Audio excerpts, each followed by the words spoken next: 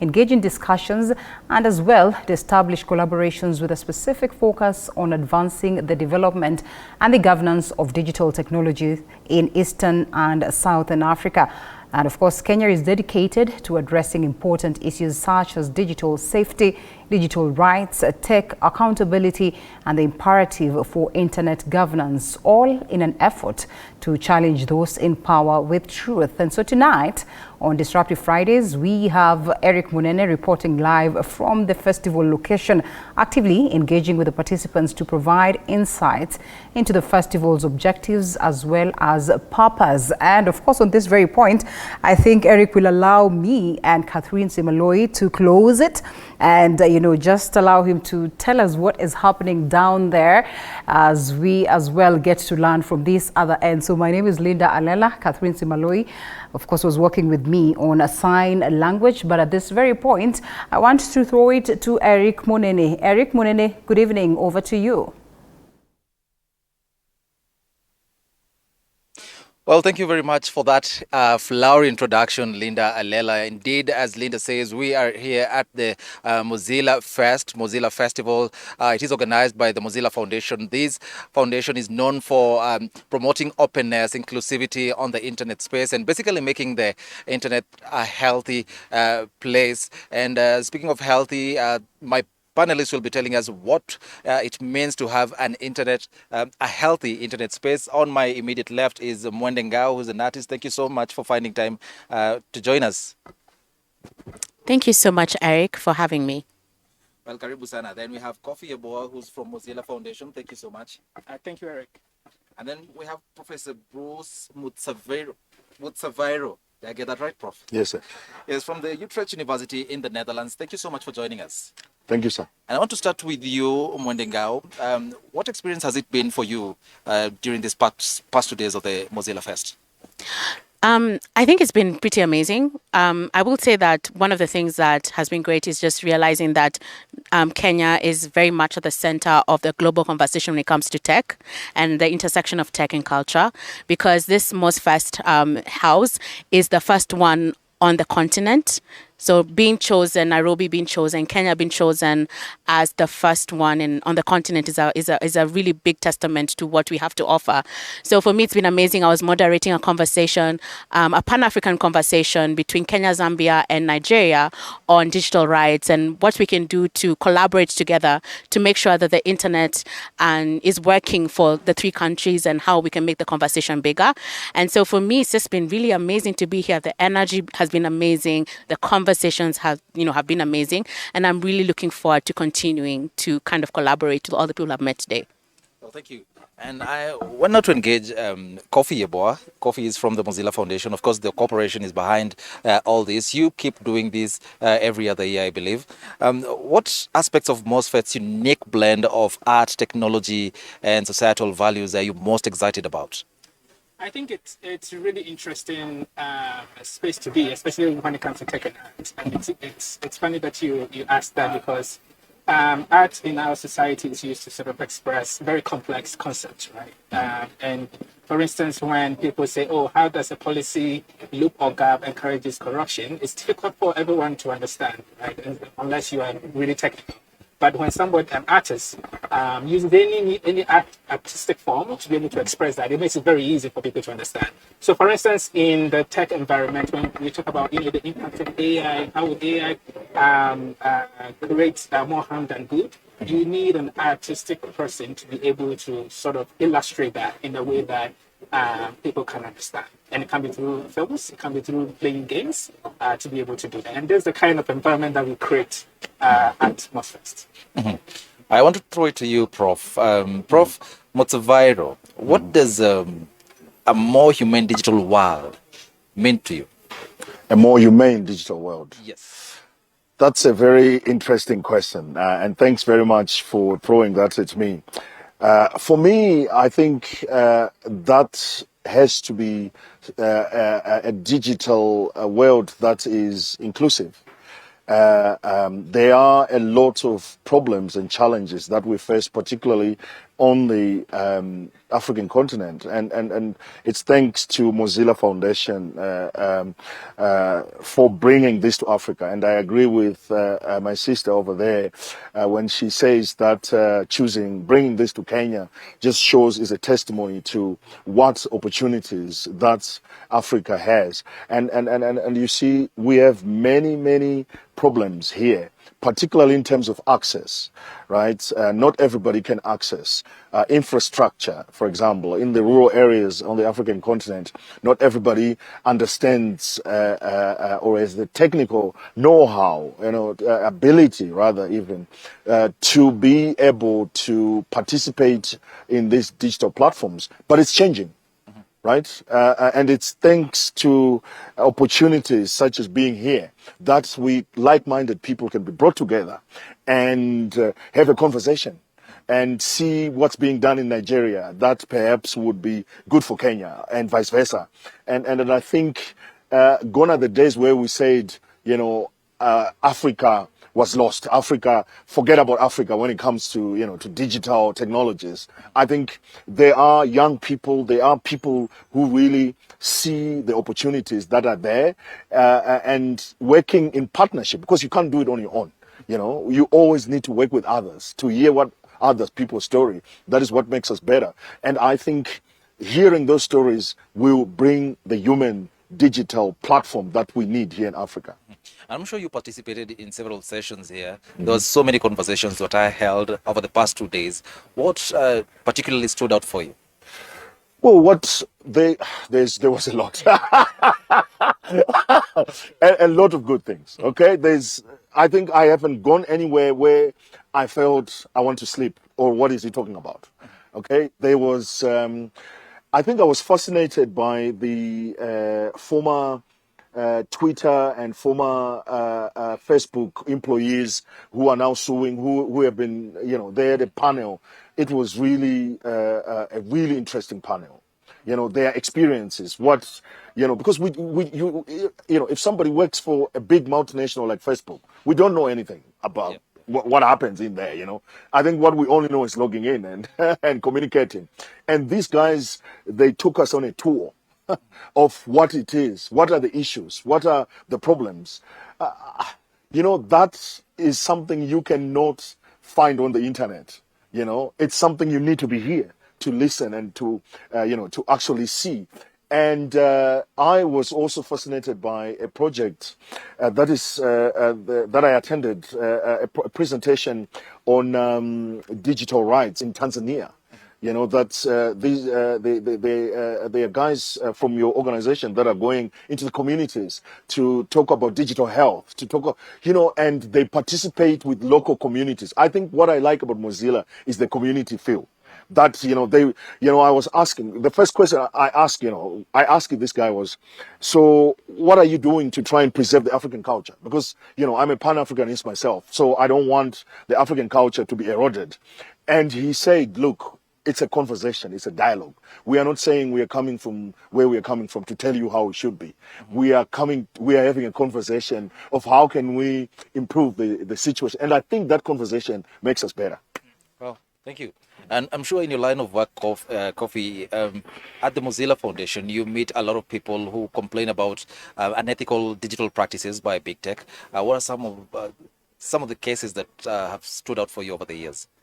I think one of the cases was, especially even during the Kenyan elections, there was a lot of misinformation and disinformation flying all over the platform, especially TikTok, Facebook and Twitter as well. And these are platforms where people consume information. And you and I know that now online information, people act on it, not just consume it or for their own knowledge, but they act on what they read, they act on what they see, especially videos and things like that.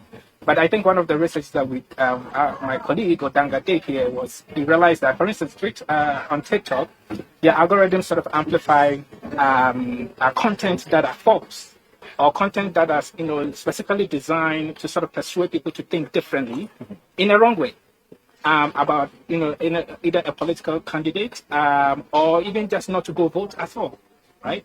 So we did that investigative work, and then we realized that, oh, so this is what is happening in your platform. You need to change that because people should be able to trust the information that they read on your platform, and you are responsible for that. So there are several cases of this. I mean, sometimes, for instance, when women, for instance, use menstrual application to be able to sort of identify their cycles or know when they would have their menstrual periods. These apps are supposed to be very safe and private. But then one of the research that we did from our team who handled the privacy not included, we realized that these apps actually sell your information or your data to a third party without you being aware of it. And sometimes they can sell it to government without you being aware, or share with government without you being aware of it. So these are some of the cases that we've realized, right? And it comes back to having a healthy internet. Okay. How can you consume information, use product connected to internet or internet platforms that is safe for you as an individual? Quite some pertinent issues you're raising there. When there is a creative entrepreneur and you write a lot on human rights, women rights, culture, and politics, what do you have to say about that? Stealing such sensitive data for profits. I'm glad you've asked that question because that is a huge part of the work that I'm doing. And I think, first of all, it's really, I may come off radical, and it's because I am. I really feel like when we talk about the internet, we really have a lot of work to do because I feel like my idea of what the ideal internet should be is that it should be publicly owned. It should be a space that all the people of the world can access. And so it's not like necessarily like private companies running everything and telling you this is what you need to care about, because this is a space that should belong to all of us. And so when it comes to things like data privacy and data security and things like that, we actually have to have the hard conversations where it's at the end of the day, my data is mine. I would need to have, having to have like clear transparency really on what happens to my data. And I feel like in Kenya, we're lagging behind, to be honest. We have a lot of loopholes when it comes to what happens to our data that we literally, when you look at like, let's say the traffic, those cameras that take pictures of you when you're in traffic in town or whatever, where is that data stored? What happens to it? How long is it stored there? Who has access to it? When you think about your bank data, your mobile data. So there's a lot of questions when it comes to our data and who has access to it. And it's a huge question that we need to, as citizens, we need to sort of start asking those questions, because at the end of the day, data is the new oil. And so we'll have like a lot of different countries trying to access our data, and we need to know what is happening to our data, who has access to it, because it's ours. And so I think that there's a lot of work that needs to be done there, and there's a lot of training that, and Kenyans, citizens being able to kind of understand that your data is actually important. Not anyone should have access to it, because I think we're kind of like, we don't know these things. And there's like a huge gap there when it comes to education and digital literacy, really, where, you don't even things like businesses. The fact that you left your number somewhere and someone can start calling you and you were like, how did you get my number? That is a breach of your privacy. And so we have a long way to go there. And I feel like in the next couple of years, we need to take that seriously, because not just as a security measure, but also in general, the fact that your data is worth something means that we really, really, really have to be on top of it. And I don't feel like our government is doing enough when it comes to that. I don't know whether I can ship it, because this is a really interesting conversation. Yep. Government, and she's right. Mm-hmm. Governments are failing us as, in the way of protecting our data, right? And so how can we as a community, as Prof was saying, how can we come together as a community to define the governance around data protection? Yeah. Right. So, for instance, if a group of drivers can decide that if you want to use our data as a tech platform, or even a government, this is how you can use our data. This is how much, what incentives are we getting to be able to even give you our data in the first place? These discussions need to happen at a community level, not some policymaker deciding, how these things should be used and who can access the data and all those things. That sense of community in defining those governance is really important. Mm-hmm. And Prof, I want to throw this to you. One of the biggest conversations that we're having right now as a continent is Africans being able to be creators of tech, not just consumers of tech. And I'm sure that has also been amplified over the past 2 days during this festival. From where you sit, what are some of the best international practices when it comes to data protection? Very important question, and I fully agree that Africa should not just be a testing ground. Should not. Africa needs to. It's time for Africa to have to be an equal player. And I think some of we have to talk of things that maybe we consider as very simple, like what you were saying, things like consent. It's something you take for granted. You were talking about giving your number to somebody and then, getting somebody calling you, but you didn't give that person their number. It sounds quite simple and small, but it's quite huge in terms of your own privacy, in terms of people's privacy. And I think there are things that we take for granted and that we have taken for granted for quite a long time. Because we just say, well, but it's fine. Don't, why do you make a big deal out of this? But there can also be consequences for that because you're giving access to people that may be harmful to you or to your own privacy. So I think what is now, the issues that we are really discussing right now at international level are issues such as how do we protect the citizens? Okay, I am a big proponent. I'm a big supporter of citizen engagement. Okay, so this is why I also like this Mozilla Fest, because it's not just the top or the educated, the elite coming to tell people this is how you should do it. I also came across people who just came from a community, who are just normal community dwellers, who are here to share their stories. And I think that's what we have to do, that. Especially in Africa, because Africa is about community. What we do here in Africa is always communal. And I think it's time that we look at international policies, but they must be looked at from an Afrocentric, from an African perspective. Okay, so standards, they're important, but context is key. We're in Africa, and some of those standards don't matter here. So we need to look at them from the perspective of Africa. What works for Africa? These are the questions. Let's talk to to young people. Let's engage everybody. Let's have all the players have a voice because we are the Africans. We are the people. We should be the ones who have a bigger say on what kind of Africa we want, what kind of future we want for Africa, for our children. That's very important. Well, in the interest of time, we have to wind up. And I want, in a minute or less, Kofi, kindly tell us what should we expect during MozFest 2024? I see what you're doing. That's a nice one. That's a nice one. I think, but you're right. There's a commitment to do this again next year. Okay. And one of the things that we are looking forward to is how do we increase the diversity of people and communities that we brought together here in Kenya, and so and also sort of increase the conversations to sort of cover other areas that we often don't talk about. For now, there's a lot of talk on AI, but what is actually reflected in Africa are some of these important things that we need to unpack. So in 2024, we are looking to sort of unpack some of these new conversations or even existing conversations that often are not sort of picked up. That is the kind of goal that we are looking for to achieve. Thank you. Thank you. Your partition. I would say that, thank you to MozFest, obviously, for this opportunity, and it's been really amazing. And I would say that, as a young African woman, I'm very excited for the future of the internet because I feel like we have a say. We should be at the table, and gone are the days where we just have these tech companies. I know they're still doing it, but we refuse it to just come and decide that, these are the agendas. And even for governments to say these are the agendas and tell us to kind of go with it.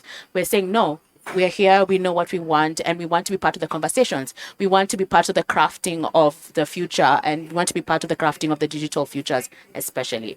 And so for me, I'm ready. A lot of young people are ready, and we will definitely, if called, or even if we're not called, we're ready, and we will take action, definitely. Thank you. Prof, 20 seconds.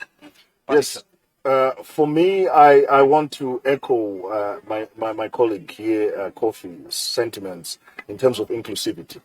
Yes. I think I saw it was so inclusive, but I would like to see more as well. Okay. And I mean, you can't cover the whole of Africa. It's work. Yeah. And but I think let's think about communities going forward. The more inclusive it is, the better. Yeah. Let's not leave out some people. Let's try to involve everybody because we are in it together, including politicians, by the way. How they're watching. They are very difficult, but Thank you very much, Professor Bruce Motsvairo from the Utrecht University in the Netherlands. Thank you so much for your participation.